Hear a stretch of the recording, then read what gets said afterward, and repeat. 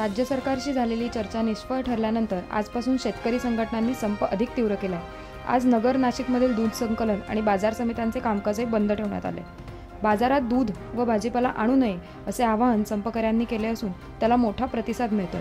परिणामी मुंबई, पुणे अशा प्रमुख शहरातील दूध व भाजीपाल्याच्या पुरवठ्यावर विपरीत परिणाम होणार असून शुक्रवारपासून दूध भाजीपाल्याची टंचाई निर्माण होण्याची शक्यता आहे।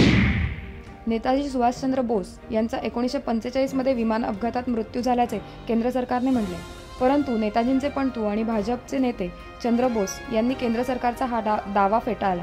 कोलकात्याच्या एका व्यक्तीने माहिती अधिकारांतर्गत गृह मंत्रालयाला नेताजींच्या मृत्यूबाबत माहिती मागितली होती।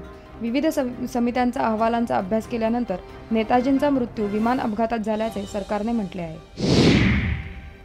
जम्मू काश्मीरमधील सोपोर येथील नाथीपुरा परिसरात सुरक्षा दल आणि दहशतवाद्यांमध्ये गुरुवारी पहाटेपासून चकमक सुरू आहे। या चकमकीत 2 दहशतवाद्यांचा खात्मा झाला आहे। या परिसरात दहशतवादी लपल्याचा संशय सुरक्षा दलाला आल्याने या परिसरात सर्च ऑपरेशन राबवले गेले।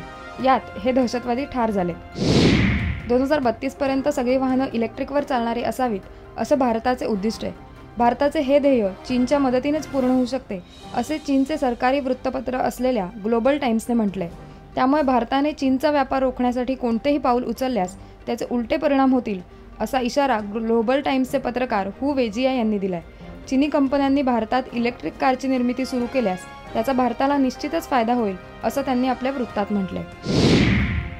मागील काही दिवसांपासून सातत्याने चर्चेत असलेल्या कपिल शर्मा याला बुधवारी अस्वस्थ वाटू लागल्याने अंधेरीतील खासगी रुग्णालयात दाखल करण्यात आले। द कपिल शर्मा शोच्या सेटवरच रक्तदाब वाढल्यामुळे त्याला बुधवारी अचानक अस्वस्थ वाटू लागलं। त्यामुळे त्याला लगेच रुग्णालयात दाखल करण्यात आलं। डॉक्टरांनी तपासणी केल्यानंतर त्याला पुढील उपचारांसाठी दाखल करण्यात आले। त्याची प्रकृती ठीक असून त्याच्यावर उपचार चालू असल्याचं डॉक्टरांनी सांगितलंय।